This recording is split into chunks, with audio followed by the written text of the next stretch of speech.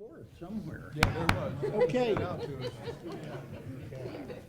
This may really spruce things Thank up. you. Looks like we're all present and accounted for. I'd like to reconvene from closed session. There are no reportable actions to report today.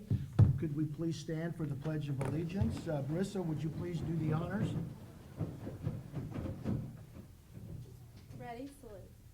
I pledge allegiance to the flag of the United States of America and to the republic for which it stands, one nation, under God, indivisible, with liberty and justice for all.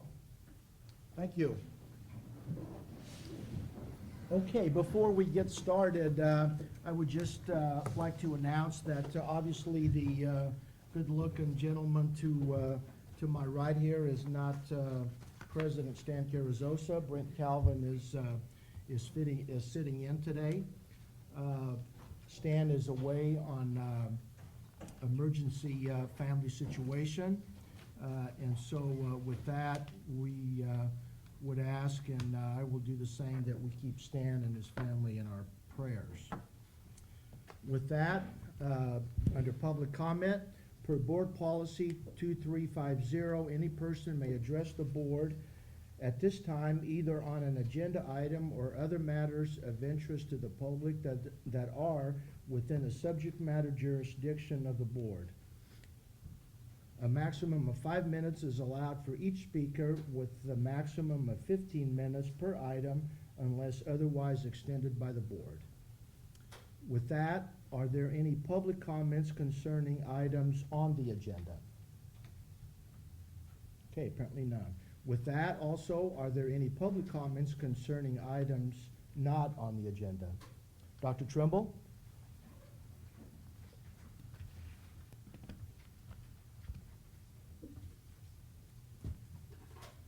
Sorry, I don't have a ton, but I have some extras.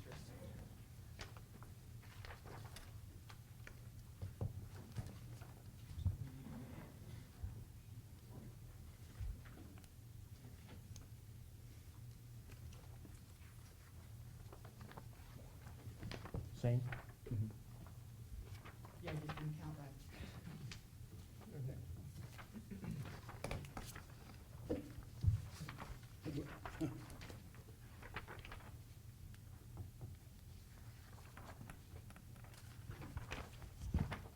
Okay, first I need to make very clear that at this time I am not representing the Academic Senate. I am here speaking for myself and not the Senate. At the last board meeting, the Board of Trustees took two actions that were related to personnel issues. The first was to approve a change from director to dean for the position of research planning and institutional effectiveness.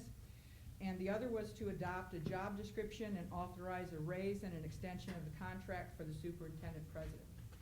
At the first action, the board commented on how important it was that you receive accurate and timely data so that you can fulfill your obligations of oversight and to make informed decisions. At the second action, the board commented that the current superintendent president's salary was lower than those in the surrounding community college districts as one justification for that salary increase. I do not know where you received the data, although I'm fairly certain it did not come from the Office of Planning, Research Planning and Institutional Effectiveness. It is, or wherever you received it, it is inaccurate. The handout that I gave you is from the ACA, which is the Association of California Community College Administrators website. The first 2 pages are the salaries for single college districts like College of Sequoias. If you turn to the second page at the bottom, this is salary information for 2015 in the top shaded areas.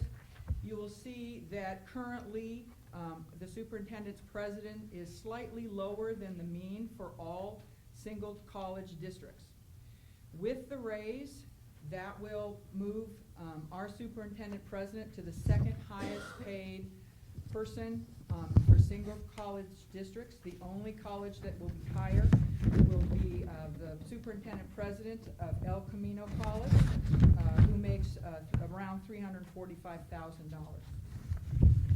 This third page are the salaries for the chancellors. So these are multi-college districts, and with currently 9 of 23 chancellors, with the raise for our superintendent president, 9 of 23 chancellors would have a higher salary. That means that the others would have a lower salary than a superintendent president. The last page are the salaries for the presidents of multi-college districts. So that would be like the college president for Fresno City, for Reedley, for Bakersfield, for Porterville. Currently, no president in a multi-college district would have a higher salary than our superintendent president. If you take the time to go through, which I did, and you look at those districts that are in the San Joaquin Valley, for the single college districts, there's Merced. Their superintendent president currently makes $219,000. Taft currently makes $184,000. For the multi-college districts, for the state center, the chancellor makes $225,000. The presidents make $187,000. For the Kern district, the chancellor makes almost $314,000. The presidents make $212,000. For Yosemite district, the chancellor makes $254,000. The presidents make almost $236,000. For West Hills, the chancellor makes $337,000. The presidents make $222,000.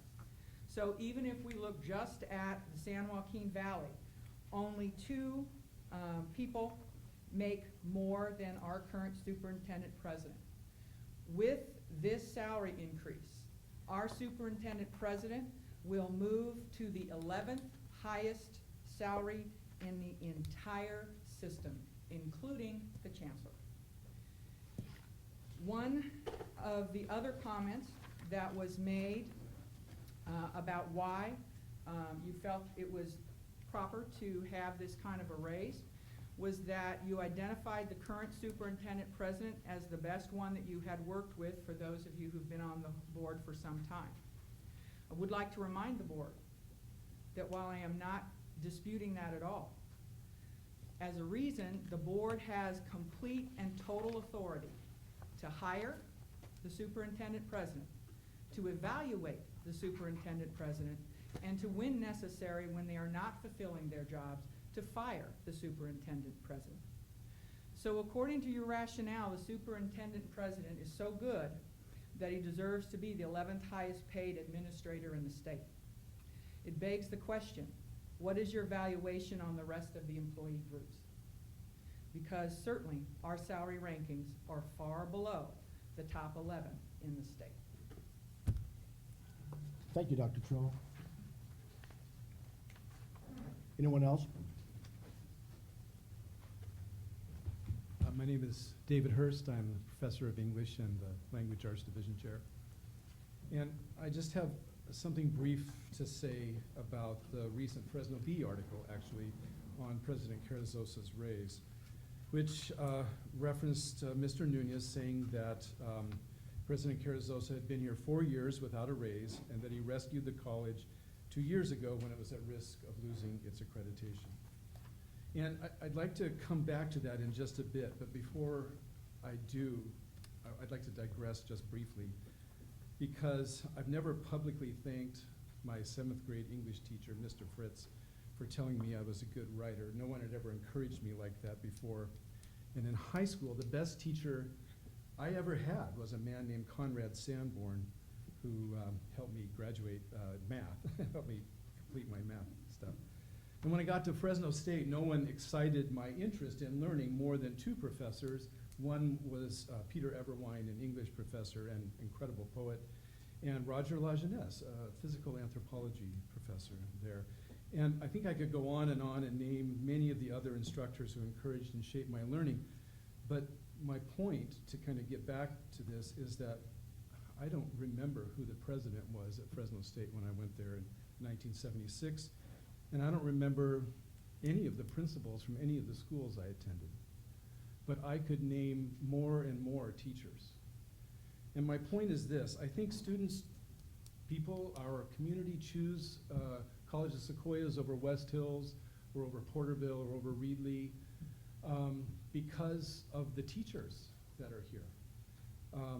We have amazing teachers who are incredible in their fields of study, but who also want to be here, want to connect with these students, and want to encourage them. Some of them are right here in this room. And these people went longer than 4 years without a raise. Additionally, and I mean no offense here, from my personal point of view, they rescued the college when it was at risk. We attended meeting after meeting after meeting. We co-chaired these meetings with faculty and staff, and there was a stunning amount of work done to transform this college, and it's good work, but it's work we did. And I'm not suggesting this wasn't a whole team effort from the top down, but it was not a one-man show. And I think it's important to point out the vast majority of the work done that we did was unpaid volunteer work. And again, I really mean no offense, but President Carrizosa is paid to keep this college accredited. That's his job. Faculty, on the other hand, are paid to be the college itself. We are the people who teach. We are the connection with the students. And faculty are what people will remember about COS years from now. And because you hired well, I mean, this is the point, because we hire well, we have dedicated professionals who want to put in the extra time for this to be the best college in the area. And I guess when I think back to the Fresno Bee article, I just wish it would have said a little bit more. That as a model for correcting problems, I think COS owes its faculty the recognition that they are also at the low end of scale locally, and that we should acknowledge their value and perhaps try to change that. Thank you. Thank you, Mr. Hurst. Anyone else? My name's Christian Anderson. I teach economics here. And over my time here at COS, I've had several encounters with community members who have related stories about how members of this very board have denigrated the faculty in private conversations. Something that the board members who have done this should understand and know going forward is that farmer or doctor or contractor or small business owner that you have made insulting remarks to about the faculty of this college might be in my book club. They might have kids that go to school with my kids. They might play on in a tennis league with me. They might sit next to me and my wife at a fundraising dinner. These are places where I've heard these stories. And it wouldn't be surprising to me at all if you were to deny that some of you have made these kind of comments about the faculty of this college. But there's one thing that you cannot deny, and that is you've made extremely clear what you value, and by extension, what you devalue, in your choice to give one team member, one person on this team, a 33% raise, and the rest of the members of this team, much, much less. Thank you. Thank you, Mr. Anderson. Okay, that's, anyone else? I would just like to quickly invite you all to come and see White Christmas, Irving Berlin's famous musical. We open the day after Thanksgiving, which is new in the theater community. That is the biggest theater day, so we're deciding to educate Larry County on this. But it's a great musical with a lot of great people you all know. So I want you to come, and on the back there is a VIP event going on the second Saturday. So I just want to invite everybody to come. Okay, thank you.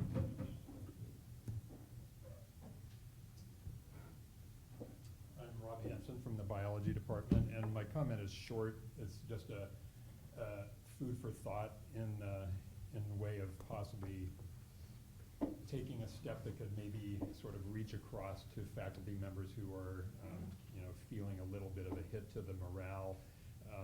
I'm just making one possible suggestion, just sort of food for thought, and to sort of go into the mix of discussion that might come afterwards, and that is that perhaps there might be consideration as, you know, in looking at various faculty member for some of those who've been around for a really long time and have given the kind of service that Kristen was talking about, you know, perhaps consideration, I'm not talking about raises per salary, you know, per se, but possibly consideration about things like, you know, additional STRS service credit, maybe prorated relative to various faculty members, you know, especially when the people are like me at the end of our long stretch here, and we're at the top of the salary scale. You know, we saw in the article comments about headhunters, and that's one of the reasons that, you know, we needed to make sure the salaries were high.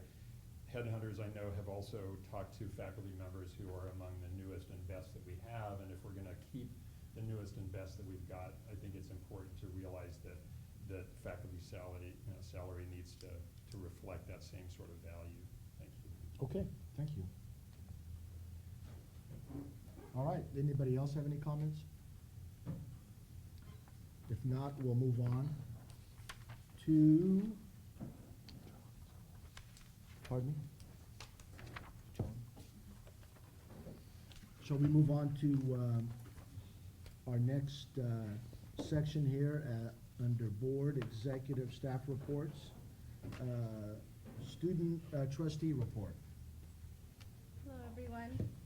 Currently, Student Senate is working with the drama department to, we're working to create a 50s theme flow for the Christmas parade. We're trying to get as many clubs as possible to participate to represent some of the extracurricular activities that COS has to offer. Also, our student ambassador is currently at a 3-day conference in Sacramento where he will be voting on behalf of COS students on some legislation and resolutions that can potentially be signed by Governor Brown and impact community college students. Well, I'm not sure. And finally, Student Senate is also working on bringing other food options to campus. So the way we're gonna go on about the process is we created a survey with some options and also a suggestion box. And we had these surveys out for the past couple of weeks, and we also are gonna have them out for the rest of the semester. And at the end of the semester, we're gonna collect our data and bring it forth to Mr. Carasosa and Zach, who is our food services manager, and we're gonna work with them to bring new food options to campus. And that's all I have to report for today. Okay, well, thank you very much. Sounds like you're busy. Yeah. All right, under board member reports, we'll start over to my left. If anybody has anything to report today? Anyway. At least it was a compliment. If I may, I'd like to I don't have, would you like me to make some comments now or later? Now will be fine. All right. I'd like to comment on the topic that was presented to the board just now regarding Dan Carasosa's salaries. I think there seems to be some considerable misunderstanding of the board's motives for establishing a superintendent job description, setting the salary scale, and placing the current superintendent in that scale. Ken and I have discussed this issue at length, and he has asked me to share his views on this topic. I've been on the board for a long time. I've worked with 8 superintendents, 2 of which were interim. This means I have had the experience of participating in the selection process for superintendents multiple times. Rarely has the pool choice has been crowded with outstanding candidates. Starting 20 years ago, I championed doing something about this problem. This board's finally done what it should have done decades ago, since I think perhaps beginning when Dr. Cruikshanks retired. Once Dr. Cruikshanks retired, we never did have a description for the superintendent position. There's never had anything listed about what the expectations were, what the job was supposed to be. No definition of salary ranges. We just kind of winged it. From my perspective, what we've done defines the expectations of a superintendent, and more importantly, provides a basis for future recruitment. Subsequent to that action, the board set the salary range for the position of superintendent president of between $200,000 and $300,000 a year. A scale at the top end was put in place to enable recruitment of a better candidate pool for the current superintendent's inevitable retirement. Like it or not, having a wide salary scale is usually necessary to get the best talent to apply. I remember time after time advertising a low salary, getting whatever pool we got, and then in the end paying much more than that to get the candidate we chose to accept the position. I've always wondered if we just would have advertised a higher salary in the first place, would the pool have been better? Never know. A large pool, a very qualified pool, a large, very qualified pool improves the odds that the board will make a wise decision. This is the most important job the board has, and not having a quality making a quality selection. The most important job the board has is this. If we have a quality pool that reduces the odds, that the board will make a poor choice. Once selected, this gives the board flexibility to match the salary with a selected candidate who may be an inexperienced go-getter or a proven, talented leader who already has a well-paid position someplace else. Once we establish the range, right or wrong, once we establish the range, we look to see where we thought our current superintendent fit in it. The board judged Stan to be at the top. The reasons for putting the Stan at the top included the amazing accreditation process, but by itself, that success would not have justified that decision, especially when one correctly notes that Stan was just a member of a huge team that made COS 2.0 work. In addition to the hundreds who contributed, there were probably a half dozen other people in this campus. Without each of them, we would not have been successful. There was at least a half a dozen people who were every bit as important as Stan was, and then there was, I said 100, there were more, I went to meetings where there was more than 100 people present that made that thing work. So we looked at a lot more than that. We looked at his expert guidance of this board, especially sometimes boards left their own devices end up in left field, and it takes a strong, knowledgeable leader to sometimes get us where we should be. We've appreciated his ability to help us craft our decision. And especially impressive to us is his unfailing achievement of the entire list of priorities we set for him annually. No predecessor has ever done that, even once. He demonstrated his ability to build a quality administrative team. Our recognition, and we also recognize that the total administrative cost of this college, we had all the administrators together, whether you're talking about gross dollars or per capita, COS spends less than any college around here. And it's something makes that work, and we think Stan had awful lot to do with making the administrators that we have perform, do their job, and the spirit of core amongst administrators to get things done without a million people to do it. We also appreciate his acceptance to community, both professionally and personally. A good superintendent's job isn't just here, it's out there. If we have a superintendent out there that is highly respected in the community or not, it makes a big difference on what we can get the community to do to back us up. We looked at his unprecedented ability to foster community partnerships and common goals. We looked at his courage to face difficult, sometimes no-win situations. And we looked at his success in learning when to be deferential to tradition and when to pursue institutional cultural change, and his success in doing both. And there are a number of people, especially one in this room, who was very instrumental in helping him learn the difference. And I don't mean up here. There are those who would like to connect the dots with Stan's recent opportunities. As far as that issue goes, it was just the prodding the board needed to finally face what it should have done decades ago. There are still other related issues that warrant the board's attention. Legitimate analysis of other employee groups may show the need for similar consideration. This issue is just as important to the board.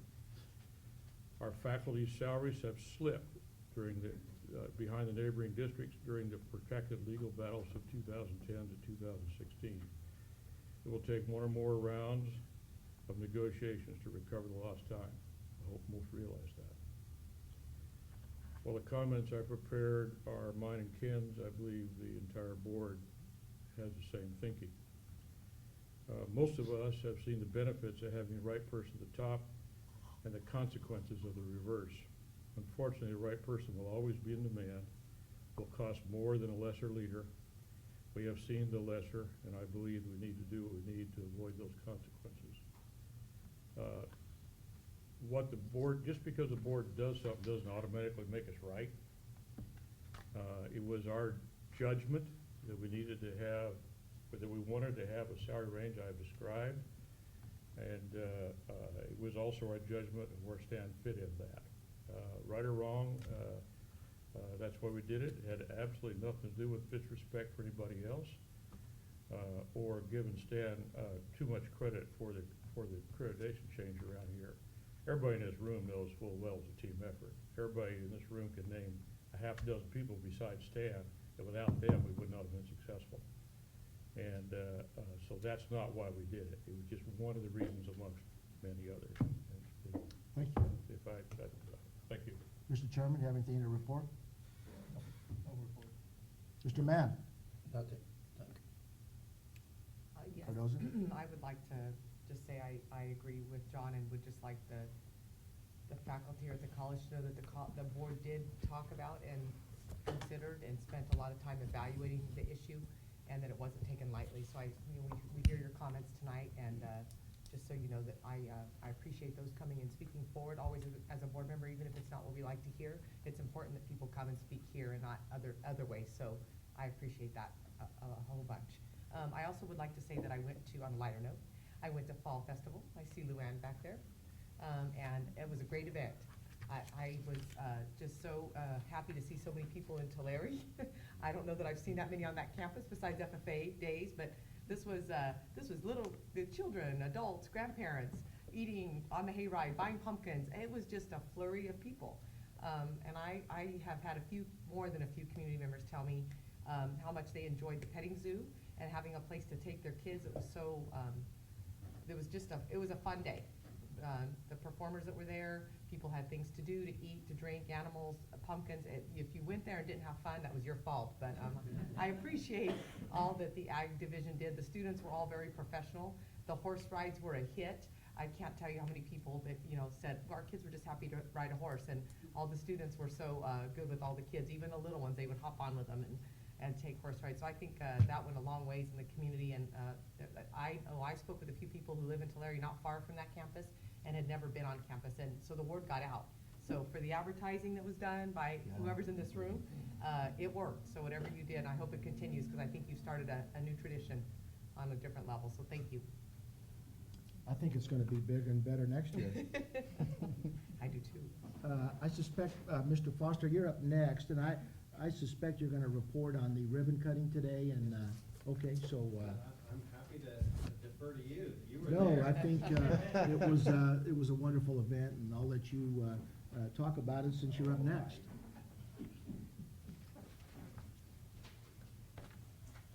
Good evening. I wanted to give you a quick update on our employee giving campaign progress. We have a total of 32 new contributors. So that's an 82% increase over last year in the number of donors to the employee giving program. We're still with a total of 71. We're still short of our 90, but we have through the end of the year. So we're looking forward to adding more folks onto that. We're conducting the Giant Alumni Quest. I've mentioned that before in a previous meeting. We've broken the 100 alumni mark that we have added to our alumni database. And so please give us names. Brent Calvin is on one of the teams, and we appreciate his help in all of this. He's feeding the leads, and we're getting a lot done that way. So, also speaking of alumni, we had a wonderful event just before this meeting at 3 o'clock. We were able to celebrate the opening of the upstairs renovation to the Student Center. Less than a year ago, we renovated the downstairs for $25,000. We contributed another $50,000 to to make the upstairs happen. So the foundation board is really pleased with the outcome of both of those projects. We did a nice little ribbon cutting, but we also had this painting that we received as a gift from Martin Weekly. He is an alumni from the 50s. He's a Hall of Famer, and he's a professional painter, and he painted a spectacular 6-foot by 9-foot painting of the giant sequoias. And it now lives inside the atrium area, outside of the bookstore, and just outside of the student center. So we took this opportunity to also have an unveiling of that and presentation of that. And thank you all of the trustees for being there. It was deliberate that we had it on a Monday right before our board meeting, and it worked well for the Weeklies. It worked well for the student center, and it worked well for all of us. So it was a great event. I got a few alumni leads while I was in the audience with that, so that was awesome. We also had a great unboxing, if you will, of some more piano equipment. We got the piano lab some more equipment to complement the upgrades that we did last cycle, and we also replaced the 26-plus year rehearsal performance piano in the theater with a brand new $8,000 piano keyboard that is just spectacular. So if you attend the White Christmas production, it will be the first time that is used in the production. And so just the timing was great. We got the new piano. We have a big musical coming up, so it worked out really well. As far as events, we have the Power of the Purse coming up this Thursday at the Visalia Country Club. The White Christmas VIP party, it's just the foundation's attempt to help the theater production raise a little bit of extra money and just make it a bigger deal. And so we hope you can come to the December 2nd, Friday, December 2nd event. We're going to have a cocktail party in the 50s theme era kind of cocktail party immediately before the show. We'll escort everybody to their seats, their VIP seats at the production at 7:30, and then we'll have a nice dessert during intermission. So it should be a good time. That's all I have. Any questions? Very good. Thank you, sir. Thank you, Tim. Okay. The item D, the accreditation report. Dr. Lacerna, please. Good evening. 2 weeks ago, October, it was 28th, I believe it was, the accreditation group, there were 10 of us from the accreditation work group who attended a workshop with the ACCJC, which is our self-study preparation workshop, and we had a good experience there, although I think we knew a lot from our experiences over the last 3 years. We were able to answer all of the questions and spoke a lot. There were 4 or 5 other colleges there, and it was, I think just the commitment alone from the college was obvious. We had faculty, staff, administrators. We were the only one with a full team of, administrators, CEOs, CIOs, faculty, and so that felt really good. And then it felt good that we knew most of the responses and answers and could give examples for the different areas that they talked about. So we feel very prepared moving forward in the next couple of years as we move ahead for our 2018 accreditation visit. In addition, the ACCJC will be holding their first conference in April, and they will be inviting colleges from across the state to come to that conference. And I will be serving as our ALO, the Chief Instructional Officer representative for the state on that planning committee. And so we'll be able to give a little bit of input on how that workshop will be, or that conference will move ahead. And so we hope to send a group of folks there, and we'll keep you updated. And they will be having a trustee section. It's in April. I'll get you the dates and what date that is, but they'll be having a pre-session for CEOs and a pre-session for trustees. So I'll get an official invitation out to you once that's ready to go. Any questions? Anybody? Thank you, Dr. Thank you. Lacerna. Very good. Okay, under item E, Superintendent President's report. Mr. Calvin. Thank you, Mr. President. I do have one item, but first I'd like to introduce our Dean of Language and Fine Arts, Marshall Fulbright, who will come up and introduce our new director of the Basic Skills Transformation Grant. Marshall? Thank you. It feels like I was just up here, not that long ago, being introduced myself. And now I get to introduce a new member of our team who I am extremely happy to have, and we all are, because that just means that I don't have to run the grant anymore. And it's very Let's be selfish, honest. but it's very important. Pa Mubang Song comes to us from a few institutions. He has his associate's degree from, where is it from? Not Heald, from Heald.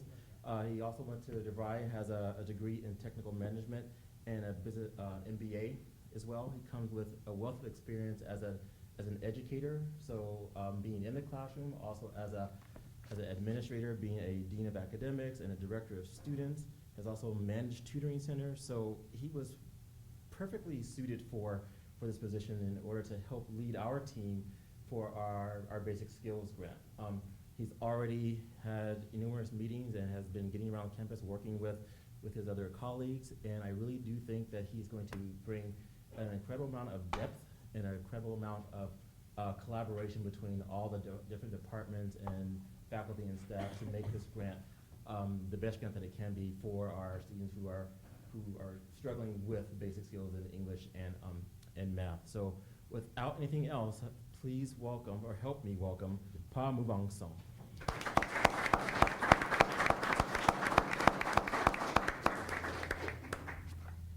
I gotta help him with the last name a little bit. It's Morvang Su. He tried his best. It's okay. Good effort, Marshall. Good effort. I want to thank everyone for the opportunity to join this family. I believe that education is the key to impact and changing people's lives and the people around them. And so I'm very excited to be part of this program, the Basic Skills Transformation Program, to help impact the students at COS. Okay, so thank you, everyone.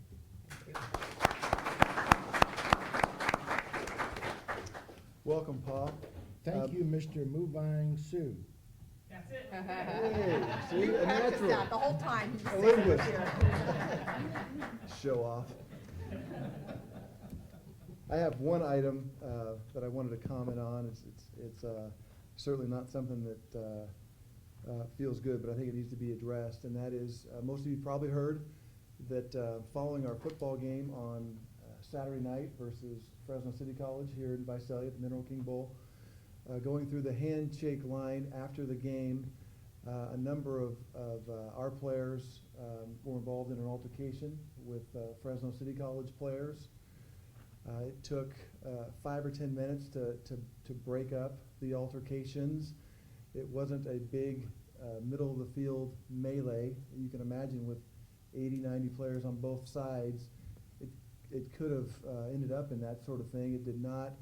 It was a series of smaller skirmishes here, there,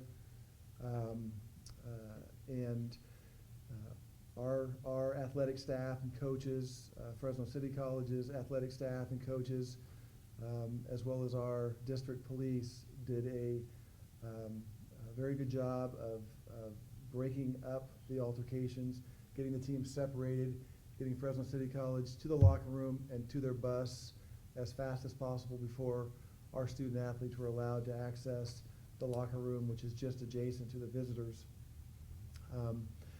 The athletic staff and administration from both schools subsequently reviewed film on Saturday night as well as Sunday morning. They were in contact with our state commissioner's office, and by the end of the day on Sunday, the commissioner's office was in receipt of about 25 players' names, 12 or 13 from both sides, who participated in the fight or were aggressors. And so we are awaiting whatever disciplinary action that the state commissioner's office comes out with, and we certainly don't have to limit our response to what the state has. And so those decisions are forthcoming. We'll be putting out a press release to essentially summarize what I've shared here. But I know ABC Channel 30 was at the game, and there's some footage that's made its way to some telecasts and so forth. So we just felt like it was appropriate to to have a statement here at our board meeting, and we'll follow up with a press release, but trust that both schools take this very seriously. This is not something that either school condones. Each of us, as well as the state commission, has a no tolerance policy on these types of decorum policies, and those that were involved in an aggressive manner will be dealt with appropriately. So, thank you. Okay, thank you, Frank. Any questions or comments for Mr. Calvin? If not, we will move on to the next section of our agenda under reports. Academic Senate President Report. Dr. Trumbull. All right, last week, or week before last, the Academic Senate had 5 members attend the state plenary session. And I want to report on a couple things that were high on the list that were being discussed. One was that we had a chance to meet and hear from the new chancellor, and that was very encouraging. Seems to have a lot of good ideas for making some improvements. The other main topic was the changes that are coming to the equity, the Triple SP and basic skills programs, and how they have suspended this year's reports, and they're working on developing a new template that would have all 3 of those be basically leveraged together. One of the things that was stressed was that the need for the faculty, and specifically Academic Senate, to be involved early on in that process of melding those plans together to ensure that faculty input is heard. Thank you. Any Questions? questions? Thank you, Dr. Trumbull. Okay, next is the Costa report. Mr. Tidwell? Good afternoon. Wide-ranging comments this evening. We don't want to see campus turned into looking at some of the new construction going on around campus with gates and fences being put up around buildings. While we don't want to see campus turned into a fortress, nor do we want to minimize the urgency and tragedy of homelessness, we do want to thank all of you on the Board of Trustees for your investment in the security, the health, and the safety of the faculty and staff and students here on campus.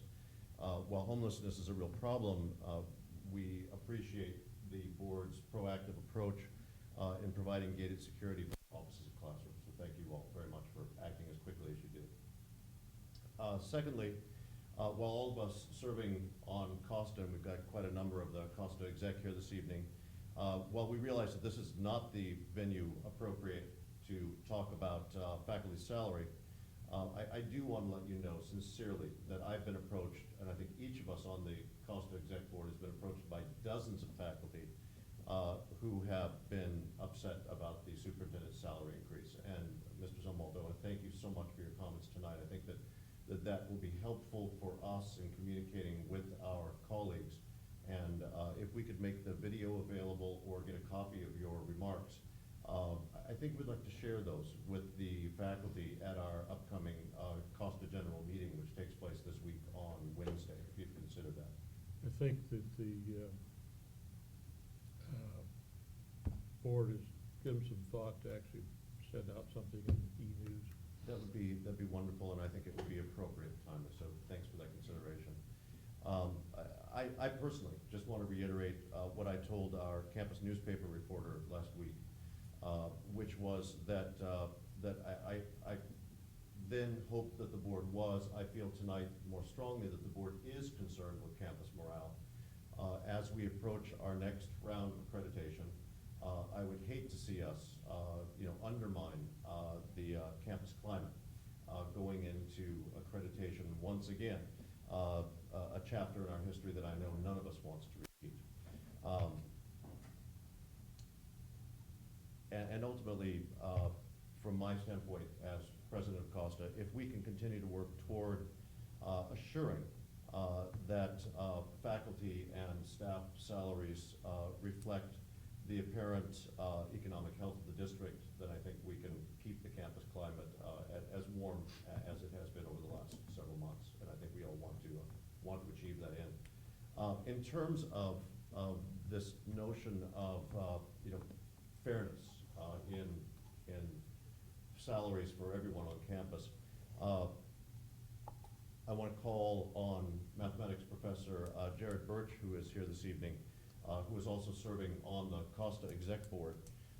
Jared has conducted research on this idea of fairness for us, and his work is really underscores what David was saying tonight about the quality of the faculty that we have on this campus and the dedication to doing good, hard-nosed work when asked to do so.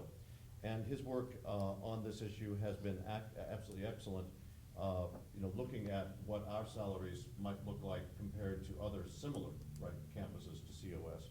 And I know that you will appreciate his insights probably far more than you would appreciate having maybe my friend Alan Fry coming in and sharing his research with the board, as I know he'd be willing to do. But I'd much rather depend on Jared's research in that vein. I know, and we all acknowledge that you conduct similar studies as well, but we on Costa found Professor Birch's work so compelling that I wanted him to come here this evening and share his findings with you. So I'll cede my time to Jared and let him come up and speak with you. Thank you.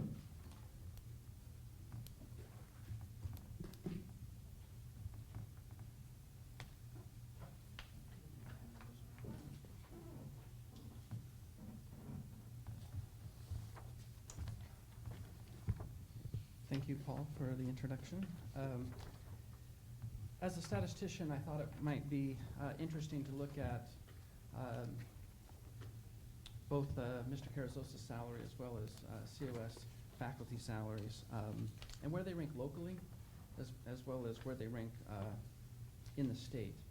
And I know that a lot of this has already been covered this evening by those that kind of went in the open forum, but I have this handout, and it's color-coded. The yellow districts are those of multi-college campuses, and the blue are single college districts, I should say. I went to the Chancellor's website where you can simply look at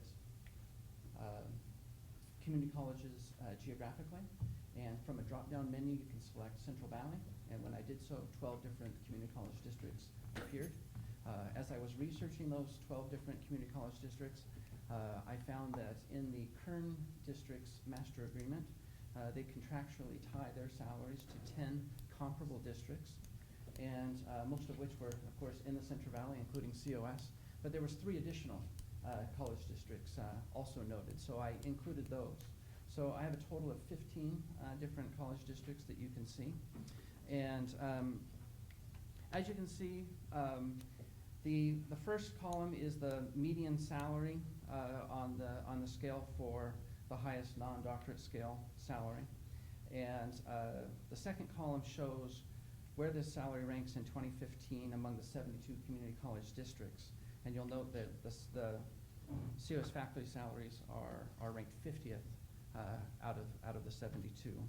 And then I looked at these 15 similar districts, and again, I looked at the median salaries and where they ranked, and they're in order as you can see them there. And for faculty salaries, we rank 11th out of 15, and this is current salaries based on what is published on the 15 different community college websites. So this is up-to-date information on that.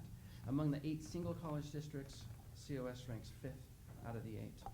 In comparison, which was already discussed tonight regarding the president's salary, he ranks 11th among community college presidents and chancellors out of 72, 3rd among the 15 similar college districts, and he's obviously the highest paid president among the 8 single college districts.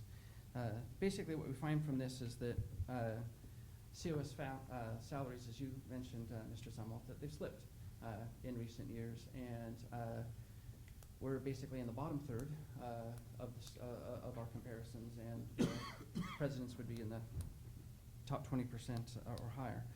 If we're talking dollar figures,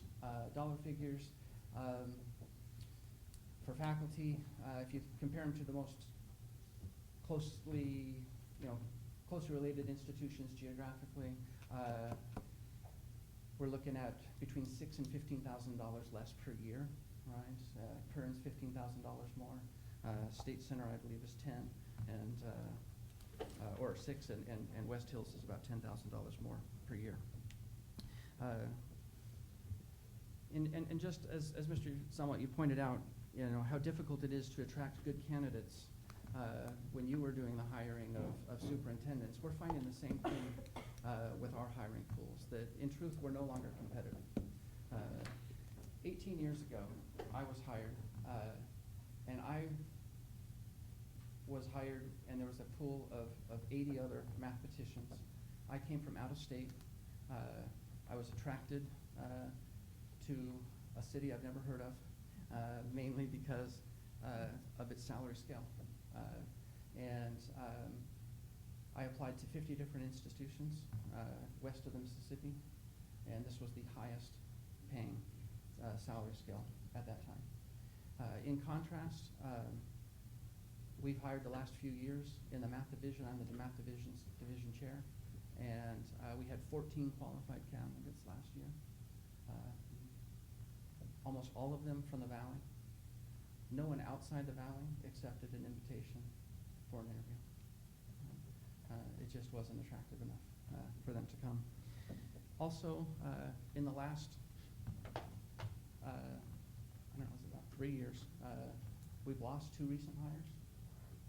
People that, we spend a lot of time and energy to go through that hiring process to get the best one, and both of them left.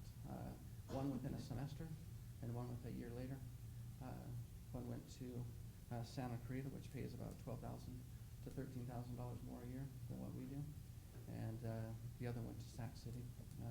So we see it, and I was encouraged by your comments tonight, Mr. Zumwalt, that you realize that that's important. You realize the importance of attracting the best people statewide to come and to enhance our institution. We have fantastic instructors here, and I'm very, very proud to be a part of the faculty here. And I will say this again. I mean, I look at my job as my craft, and I work on it continually, and I want to be the best instructor I possibly can be, and I want to make my classes engaging, and I want them to maybe be the professor that they remember. And that's hard to do when you're in the mathematics field. Say that again. That's usually the class they want to forget. So if I can do that, that's saying something.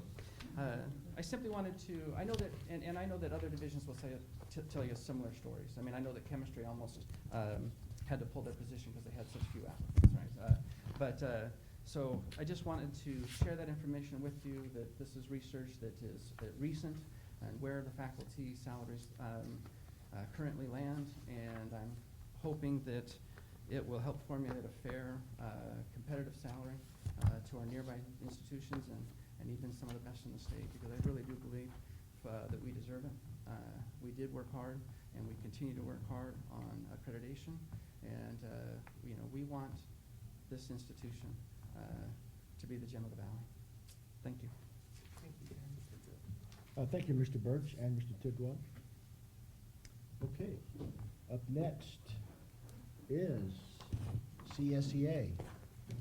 I would just like quickly to state that our last CSEA meetings, nominations were solicited for the new e-board for CSEA, which will be elected in December.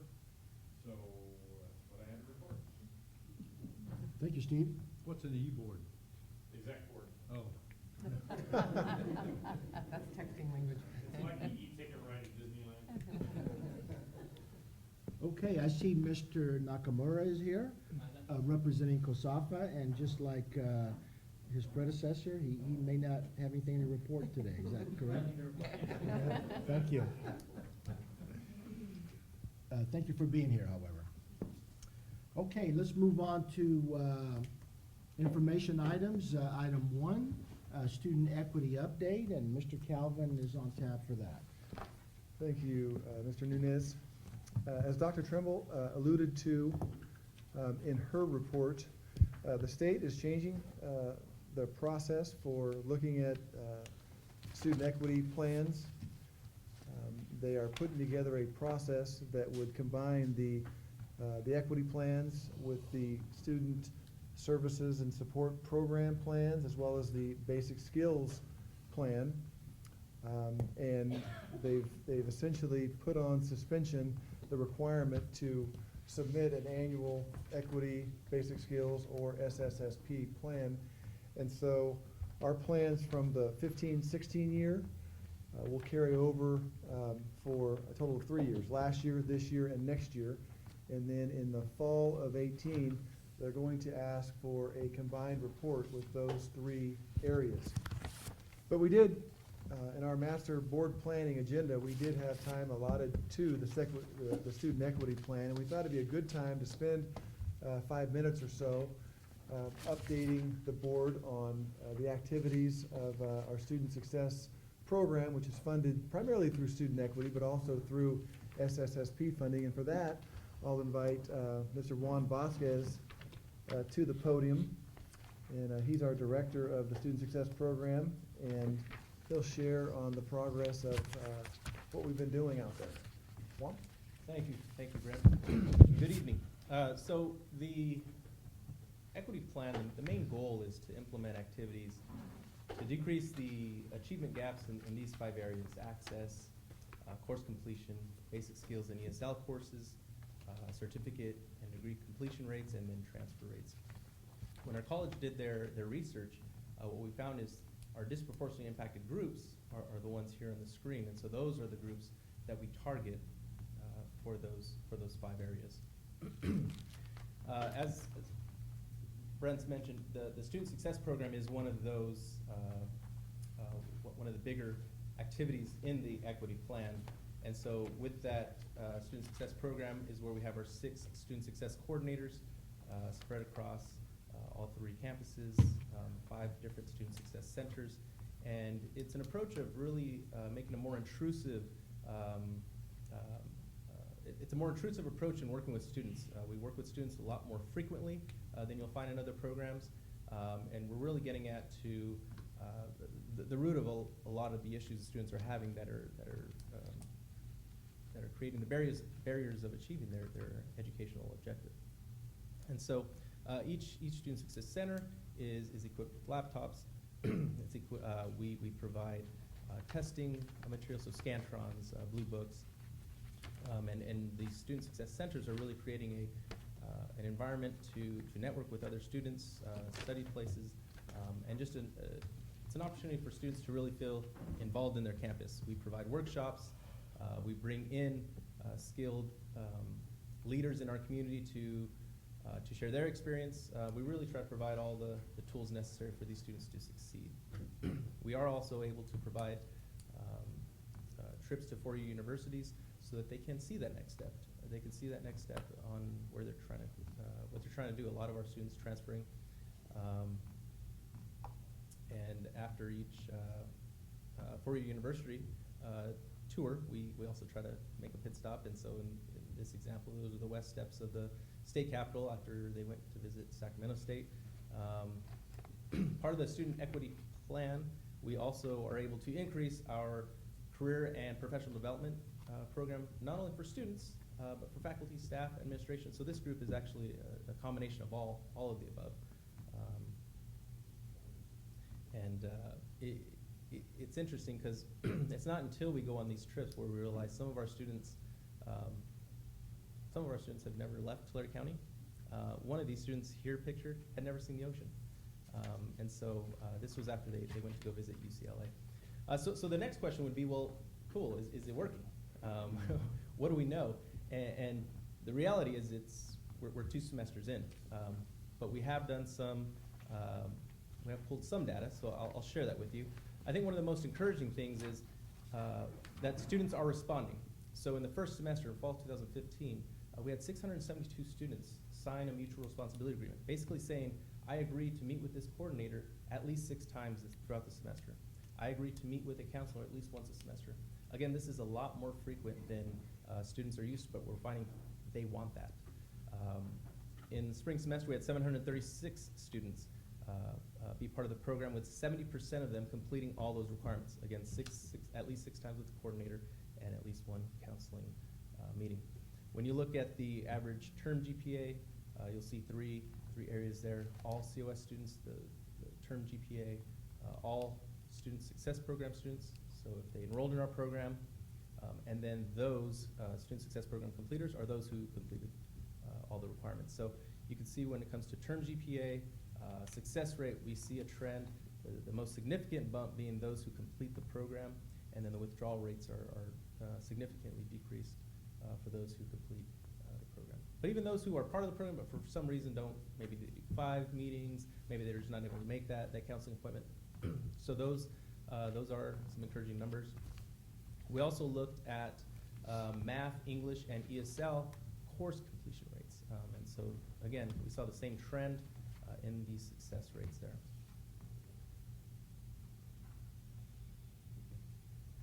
I appreciate the time. Thank you.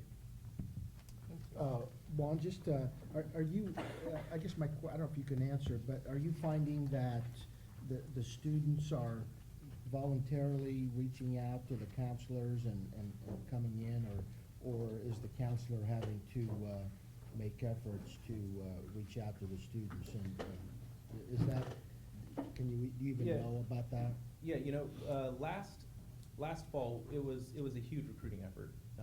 We started with 0 students, so to get to 600, 700 this semester, we're at 800. It did take a huge recruiting effort. What we are seeing now is that they are bringing in their friends. They are appreciating the experience, and they're bringing in their friends. They're bringing in their family.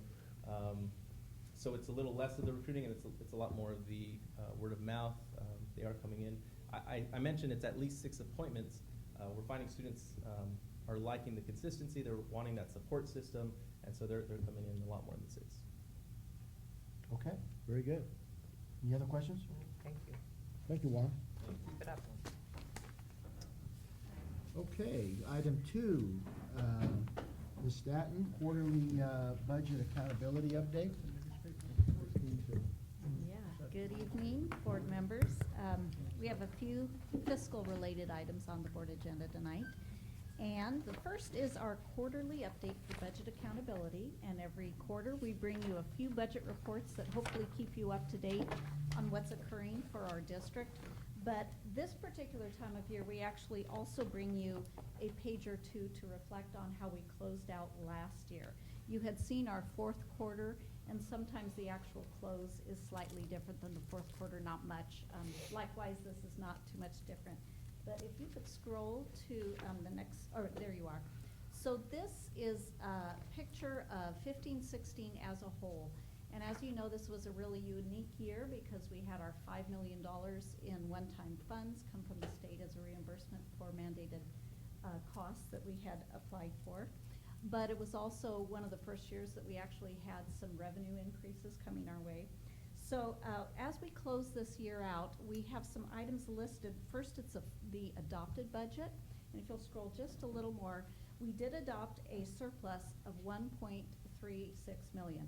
So right there, that was a large surplus. That means our expenditures were 1.36 less than our revenues going into the year. Our final working was we actually had a budget where revenues exceeded that even further.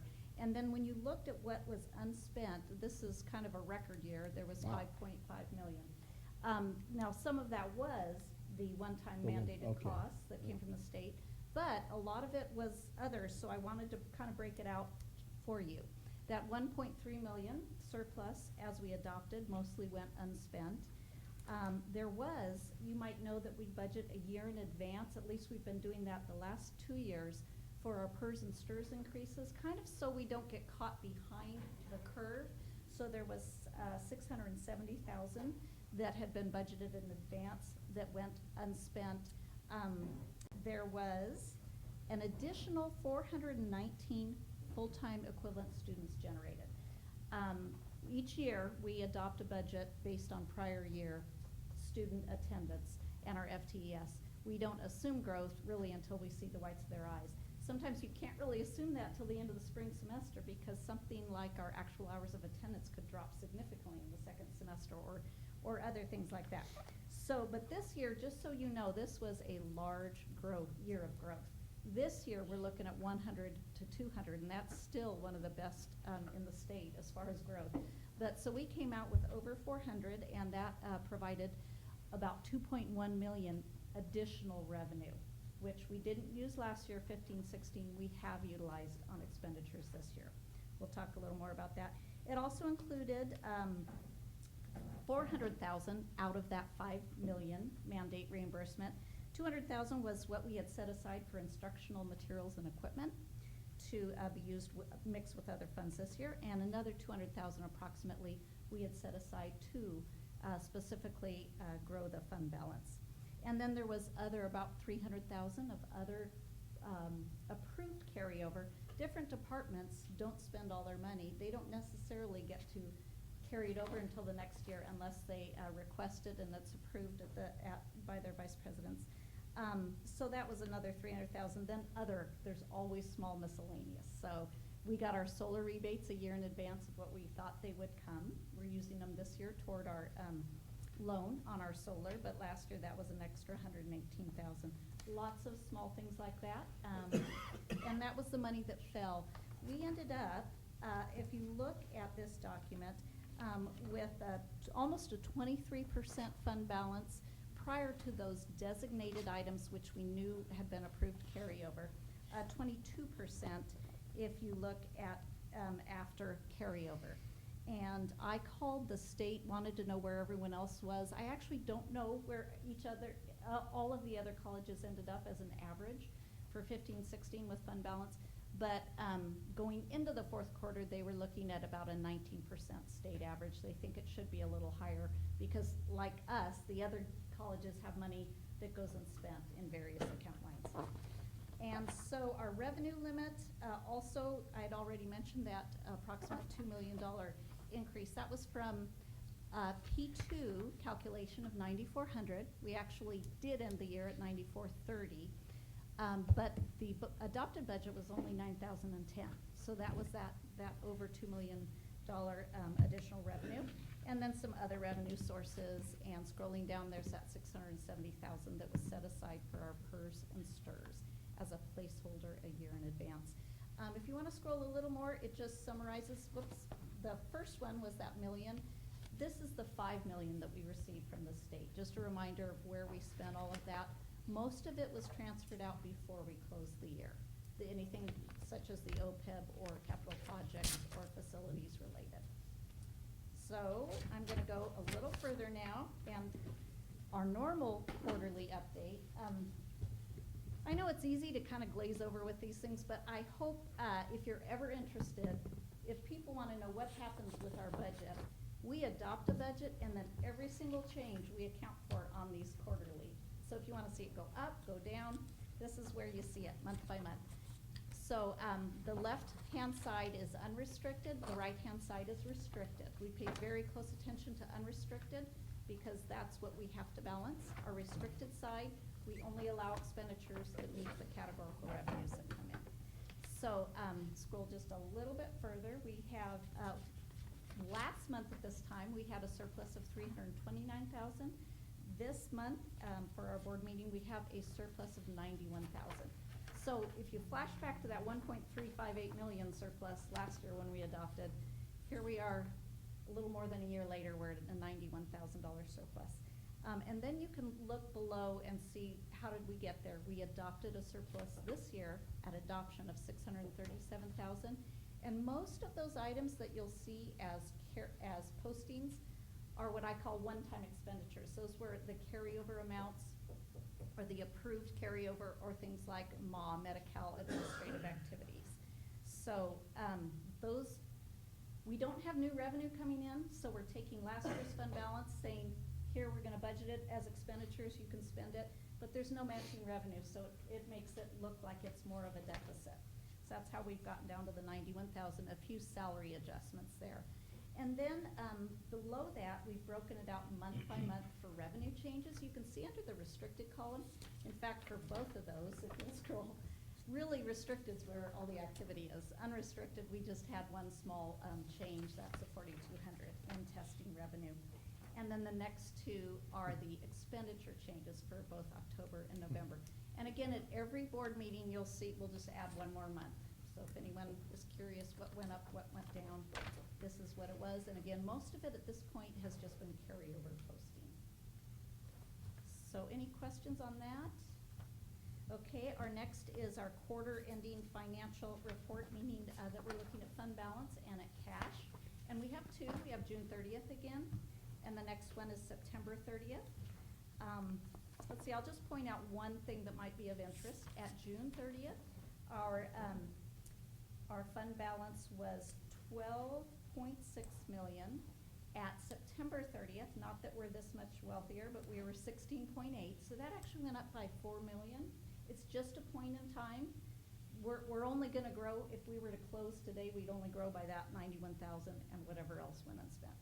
But cash only went up by, I don't know, a few thousand or 100,000 from June to September. So the answer to that was we did book $4 million in revenues from the state, but we just didn't get it in cash. So that's kind of how these reports work. You might go on to September, and the first section at the bottom just shows where we are with fund balance at September 30th. Where were we a year ago? Just points in time. And then the bottom section shows where are we in cash, which is just a good thing that we have cash. We're not negative anywhere. The only thing really of interest there might be the farm special reserve, and the fund balance went down by $473,000. Some of that is our almond crop loan that was dispersed. Luann is aware of that. And another section was paying back for the sale of the herd. I don't want to confuse you, but we went through all this last year when we moved a little bit too much to the farm special reserve, and then we had to move it back to farm ops to cover the capitalized asset of that herd that was sold. So hopefully I haven't completely confused anyone. And that's it for our quarterly update. Any questions? Okay, lots of information there. Okay. Obviously. Any questions for Christine? I just like black ink. Yeah. Sorry. These are in color, right? No. No, I think they're black You and know. white. All right, good. That would move us on to, if I can get my agenda on the right path here, that would move us on to the next item, which is the quarterly financial report, 311Q. Okay, slightly different cutoff dates, but this is what we filed for our first quarter. So the cutoff date was September 30th to the Chancellor's office. And it just gives you a little bit of update for our general fund unrestricted.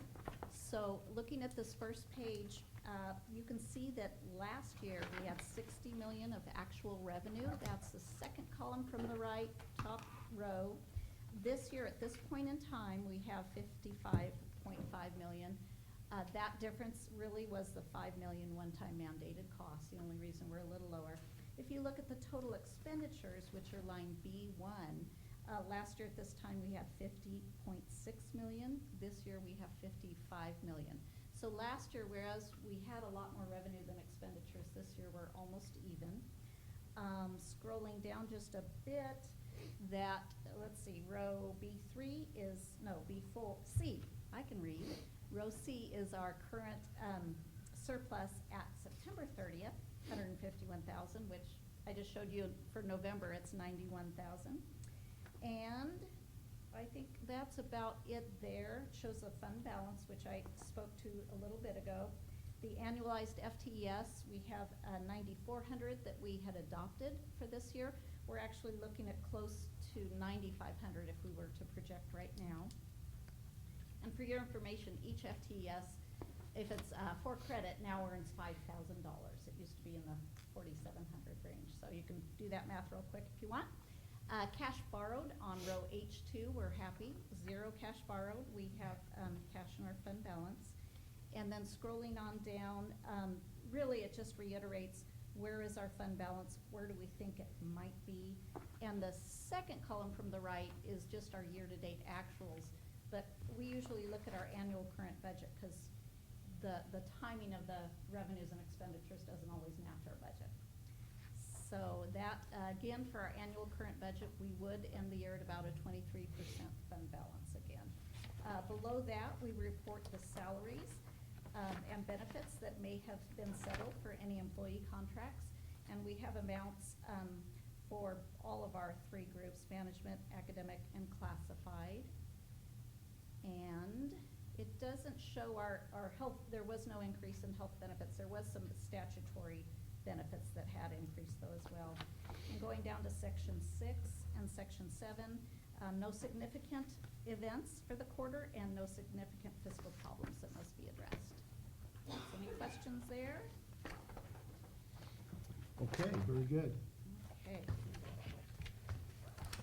Okay, item 4, you're up Yeah, again. I think you have the They rest said of I'm the, most you have the rest of the evening, so I better talk information. fast, huh? So this I'll try and simplify. This is really just information, but when you get an interesting letter like this addressed to your board president asking for a response, you figure you better bring it to the board. So this is titled Tax Increment Payment Subordination for Proposed 2016 Refunding Bonds for the City of Tulare Merged Redevelopment Projects. And if anyone was familiar with the redevelopment agencies that each city had, those were discontinued, probably 5 years ago now.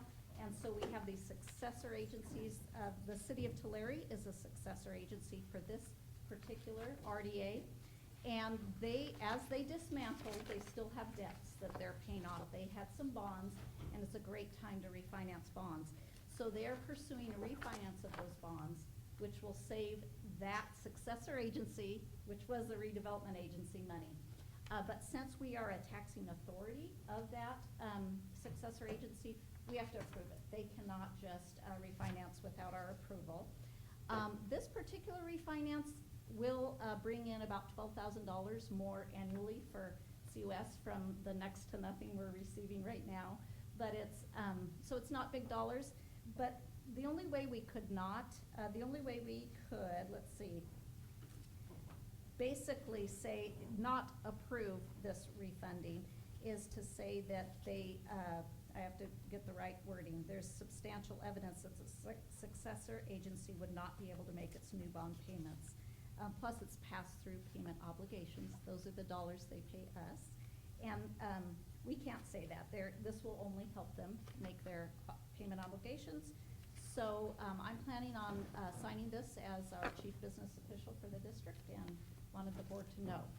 It's a little strange. I've never Yeah. dealt with this as well, but. Well, I could, just for your information, I happen to be the COS representative on the Tulare Successor Agency redevelopment.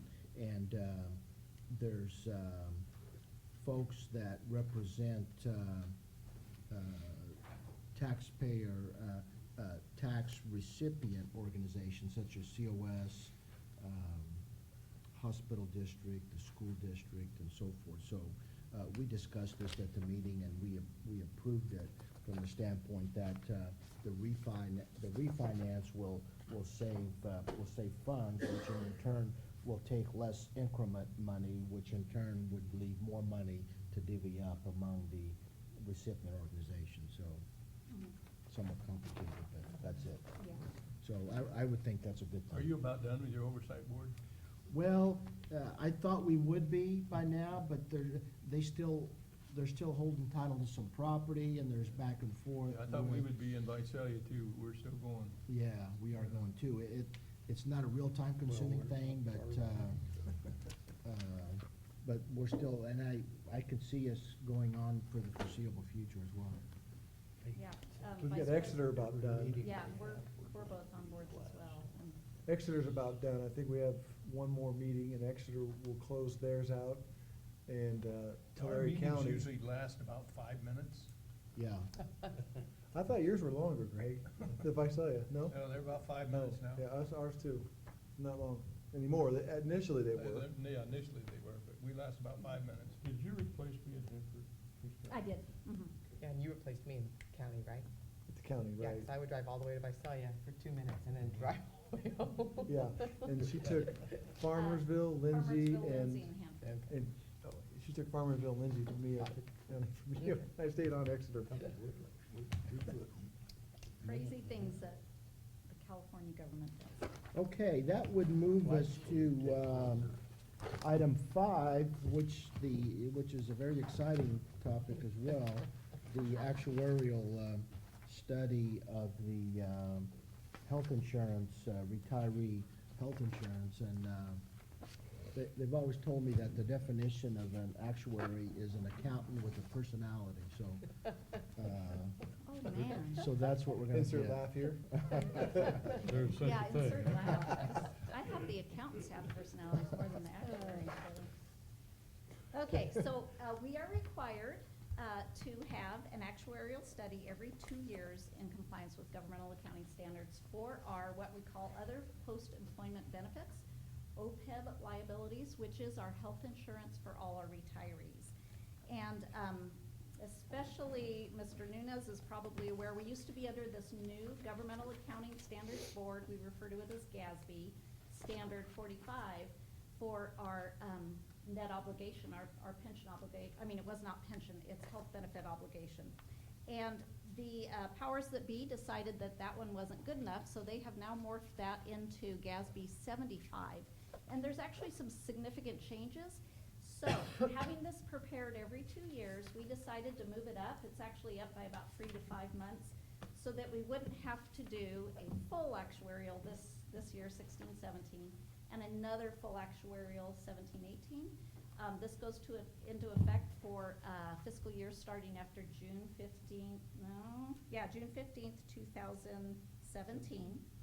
So we wouldn't actually be required until next year, but every community college in the state is gonna have to do this new type of actuarial study. I think they just about all use the same actuary. And it was recommended to get a head start on it, so we actually worked closely with our actuarial firm, Total Compensation, and really, I guess you'd call us an early adopter. We worked through a lot of issues. But for you to know what these changes bring, if you might recall our audit partner, Bill Williams, standing up here and explaining GASB's, I think it was 67 and 68, which said pension liability, even though it's state level, we have to now report these large portions on our financial statements. We don't keep them on our banner system, on our general ledger, but our auditors come in at the end of the year and they rework our financial statement to be these government-wide that are what we call full accrual financial statements. And we had those huge liabilities now on our financial statements for that pension. Well, this is similar. Now we're going to have these large obligations for our OPEB. So it's actually going to be part of our financial statement under GASB 75. Not a horrible thing because it's happening to every community college in the state. Plus, I think our net OPEB liability, NOL, is actually fairly low. So I think it's going to be okay for us. The only time this could affect us, similar to GASB 67 and 68, which is the state pension, would be when you're getting credit ratings and going out for bonds. But I still think we're in a pretty good position. So there's they call this a fundamental overhaul for those that are interested.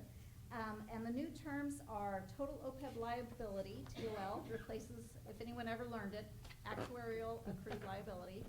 Fiduciary net position replaces plan assets, that's just what do we have in our trust. And net OPEB liability replaces the one that was always hard to understand, unfunded actuarial accrued liability. And then there's some other terms. But what you might be interested in most is kind of the second paragraph down. For this report that I'm presenting to you tonight, and this is just information, our new OPEB liability is $9.6 million. You might not remember, but our last one was 11.5, so that's better. And this is on page 2 of the report if you wanted to see it. We're going to have hard copies soon that we'll send to you. We just did not have them by tonight. And our OPEB, our plan assets are 6.8 million. So we were at 5.8 last year. We added that extra million.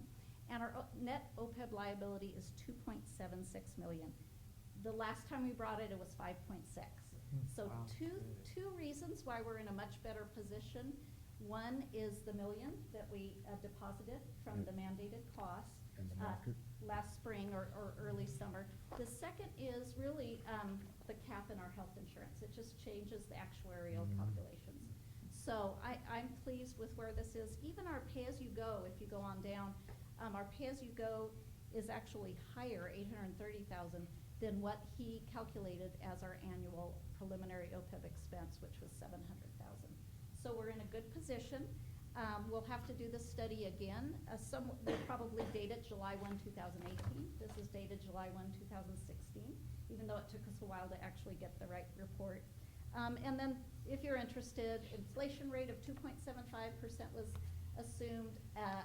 Investment return of 6.3%, if any of us can get that, and 4% per year long-term medical cost increases. And we are with the Community Colleges League of California Joint Powers Authority for our trust, and I don't remember if is that statement in part of the, was there a colorful printout?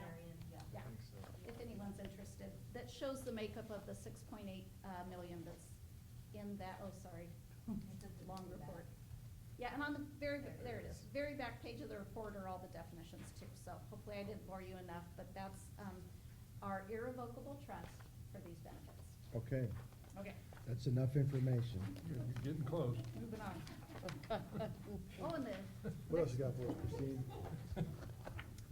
All right, any questions of Christine on this particular item?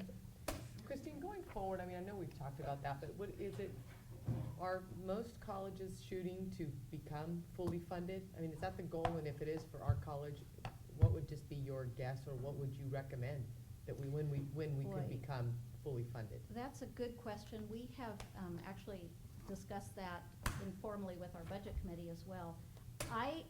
Our community colleges in the state of California are all pursuing full funding. Okay. Right, as of a couple years ago, we were right there in the middle. I'd say we're probably still in the middle after some others may have made one-time investments. But there are quite a few that are fully funded. K-12s are nowhere close. So I was a little surprised to see community colleges are getting there. We don't have a plan, but if it's something the board would like to discuss with one-time dollars that fall at the end of the year or something like that, as opposed to budgeting an account line to fund it, really, in my mind, it would be larger amounts of one-time dollars that may be available to us. But right now, we don't have. What's the dollar amount to be fully funded? 2.7? Yeah. But if we had like a 5 or 10 year plan, then I guess I'm interested in that as a board member, because I think those are the types of things that if they're not planned, and even if it changes in an emergency or crisis situation, at least you know why you're changing it. Yeah. I mean, I personally would be, I don't know if the rest of the Yeah, board we members. could have a plan like that, and then every year contribute more or less depending on where we are, and But then have a just plan. amend your plan. Mhm. So as a board, just to gather some ideas, you're saying maybe even a budgeted account line for it, and then just address it every year, We're trying to get something there. like that? I think Yeah. so. I think that Yeah. makes, I think that's just fiscally responsible. Yeah, Do you think that's a retreat item or not? I think so. okay, I think that's a good idea. To be discussed more at the board retreat, board planning. Okay, good. Okay, this. All right, item 6. This next item is mandated cost reimbursement funds. Similar to last year, but much less. Last year, we had the $5 million, so that actually came to the board, I think, 3 times.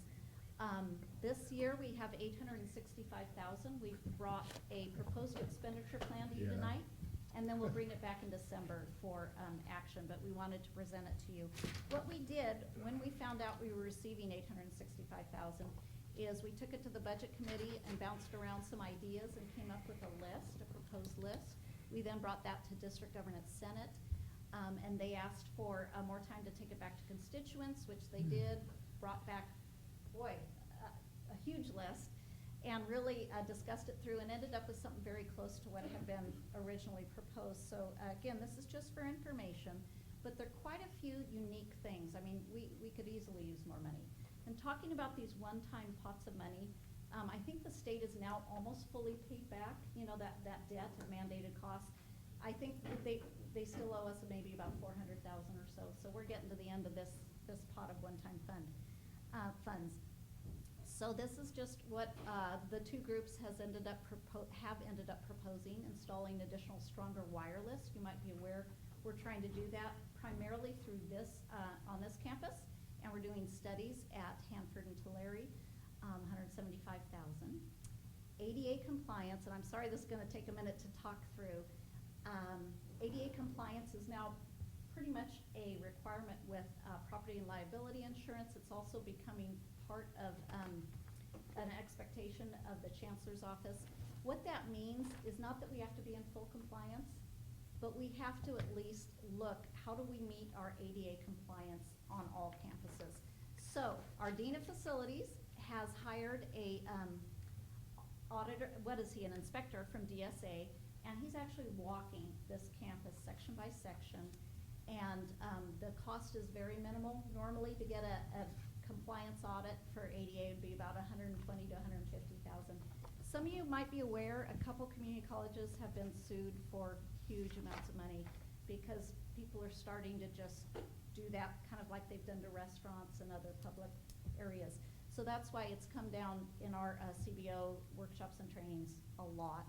But anyway, so we're gonna do an audit, and we are proposing just a little bit of money because there wasn't enough money for anything. But to just start on an implementation plan, what we'll do is establish a transition plan that might be 10 years, it might be 20 years, depending on what we need to do.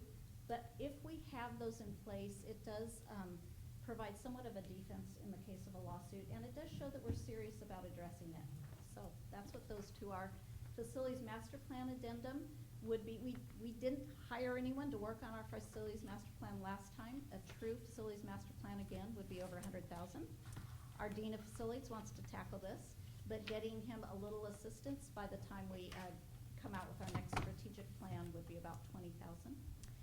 Pool renovation costs are probably gonna go more than 50,000 over budget, but we thought this would help. Emergency outdoor audio public address needs for all campuses. This came out of our emergency drill about a year ago, Brent, would you say, or? January. January, a year ago. And we costed out 3 different options, and I think this was the middle option. Web consulting costs, our president and our public information office have been working with tech department on new website and web pages templates, and that's actually a little more than 30,000, but that would help with that. Daily parking pass machines, we're in desperate need of those. They're 12,000 each. We could probably use 6, but there were 4 that were urgent, so that's that cost.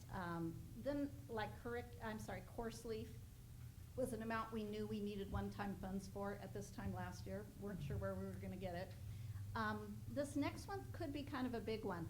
Our practice field turf replacement does need to be replaced in 2020, an estimated cost of $650,000. What we've actually learned from this process and last year is that there's some large ticket facility related items that we need to start tracking and planning on. This is another one of those. We looked into the fact, can't we stretch the life, or did it really go into play? But we actually had some consultants out. We've talked with Brent Davis, and what happened is ours was a little bit lower quality turf that we put in, and we're gonna be doing well to make it to 2020. So we wanted more money here, but it got whittled down to 190,000. And what we are asking you to approve with this is a plan of also putting 100,000 per year if those dollars fall unspent at the end of each year for the next 3 years. And then hopefully coming up with 160,000 of scheduled maintenance to make this dollar amount by 2020. We would still have to come back to you to actually approve those transfers, but this is more approving the plan of funding that. Furniture and office partitions for Alpine Building, the prior Fresno State Administrative Building, as well as renovation costs are about 95,000, those next 2 lines. We are hoping that you will approve that in December because, boy, we just kind of moved ahead with that. Parking lot resealing and restriping is. Sounds like the Larry Doodle approach. Uh-oh. It could be. Actually, we're going to be putting faculty and classes in there, in January, I think. So we are working steadily right now. Parking lot resealing and restriping, our Dean of Facilities felt he needed a lot more. We just don't have any budgets for that. Scheduled maintenance doesn't cover that, so it's minimal compared to what we need done. And then technology, computer refresh, really that's all that was left over. We were hoping for a lot more there. So Any questions? Yes. Yeah, something I think Brent would probably know as well. When it comes to asphalt, services, there's a cost for maintaining them. Mhm. And there's a huge cost for Yes, not. for, yeah. Know that. Yeah, so this would be the slurry and the seal, and not in hopes of not having to put down new You asphalt. can make them last for a long, long time if you do what you need to do, but if you don't, well, then Yep. you start over. Yep, so this is kind of Very true. step one. I'm sure we could use more funds, but it'd be a good first step. So any other questions on that? Okay, so where do I have to stay? Okay, that is was that the last of your items? Not my last, but She'll be back. I get to sit down. Okay, so that takes us through the information items, which leads us to the consent calendar. All items on the consent calendar are considered routine and will be enacted by one motion. An item may be removed from the consent calendar at the request of any member of the Board of Trustees or by any person in the audience and considered as a separate agenda items. So, having seen the consent calendar, is there any board member that would like to remove an item from that calendar? And apparently there's no one from the audience as well. I move we approve. So if we have a motion and a second by Earl to approve the consent calendar. Is there any further discussion? If not, all those in favor? Aye. Opposed? Motion carries. Okay. All right, that gets us to action, curriculum. Dr. Lacerna's favorite agenda item. Yes, it is. This is the basis of how we run the college and get paid, right here, the curriculum, right? So on page 1, we have a list, well, first of all, the recommendation is that the board approve all of these classes and programs and courses that have already been approved by the curriculum committee and the academic senate. And so the first one you have is a new course in political science. The rest of page 1 is modification in cinema arts, electrician training, all up for 5-year reviews, as well as page 2, plant science and vet tech. These are 5-year reviews, modifications. Page 3, there's a series of modifications for work experience. Those were all up for their 5-year reviews. So we brought those together as a set, and those are just all the different areas, not all of them, but several of the different areas that we have work experience. We are deleting 3 courses at the bottom of page 3, 2 being replaced by other courses and 1 that has not been offered. And on the last page, we have a deletion of an Associate of Arts degree, not for transfer, and that was replaced by a transfer degree in that area. Any questions? Any questions of the curriculum?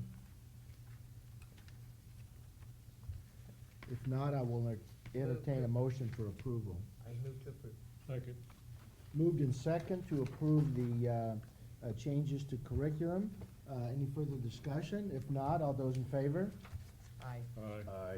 Opposed? Motion carries. All right, lucky item 13, board policies. And Mr. Calvin, please. Thank you, Mr. President. You'll recall that in the last year, we've been making our way through the 5,000 series of our VPs and APs. These all have to do with student services, my area, and no one, with the exception of possibly Dr. Trimble, will be happier when we get through the 5,000 series, because it bogs down her meetings as well as mine. But we've been working diligently on the VPs and APs within student services, and tonight we bring you 4 board policies for a second read and hopefully approval. The first one is 5120 regarding transfer center. These are all required board policies, and what we typically do is when BPs are up for renewal, we'll look at what the chancellor's office or the CCLC, the league is recommending in terms of changes. We'll make those changes, and then it'll go through all of our constituency groups for a period of 30 days.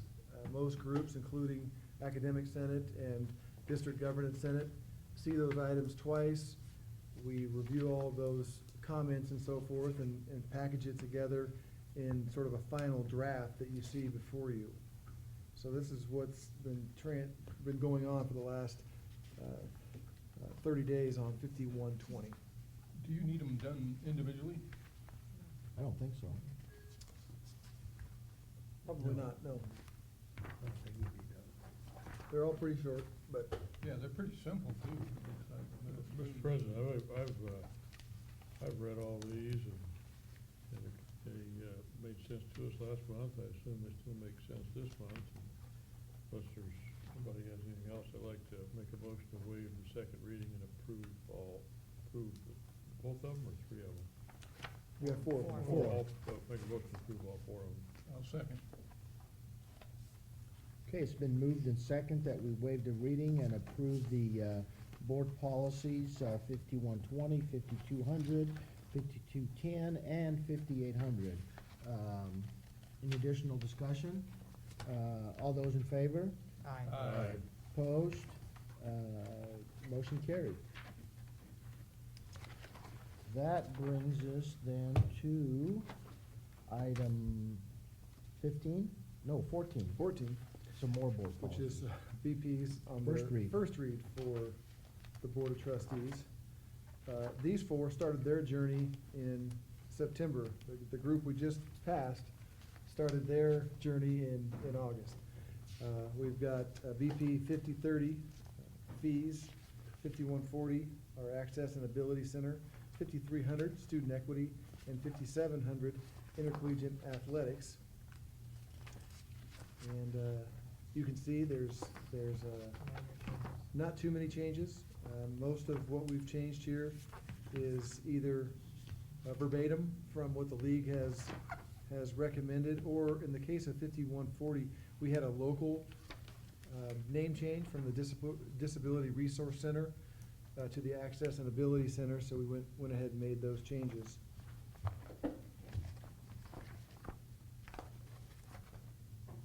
Happy to entertain any questions regarding these four. Okay. Questions by board members? So moved. Second. Have a motion and a second to approve the first read of board policies 5030, 5140, 5300, and 5700. Any additional discussion? If not, all those in favor? Aye. Opposed? Motion carried. Thank you very much, and that brings us to item 15, the lease on the Evans water stock, which is an item that I think we've seen in previous years as well. So this could be real quick. We are required by EDCO to do it annually, but we need you to adopt the resolution by roll call to lease it, and we'll put it out for bid and lease it for the year 2017, the calendar year. So moved. Go ahead. It says here, the district will publish a notice of intent to lease stock for 2 weeks. You gonna lease it for 2 weeks or for a year? No, that's the notice. Post notice. Probably could have worded that better, but we're posting the notice for 2 weeks. Okay. We'll be back in December. I thought there was some special run or something. Publish the notice for 2 weeks. Water's tight, John, it's the highest bidder every 2 weeks. That'll be a reoccurring item every month. That might work. Alright. Might be. Okay, I got a motion on that. Second. We have a motion and a second to approve the lease of the Evans ditch stock as reflected. Any additional discussion? If not, all those in favor? Aye. No. Roll call. then. Oh, this is a roll call, I'm sorry. Okay, Megan, would you please poll the board in that case? Trustee Sherman?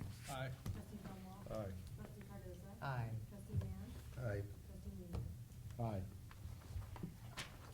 Okay, I believe that brings us to the end of the agenda. I would like to thank all of you that came and stayed to the end.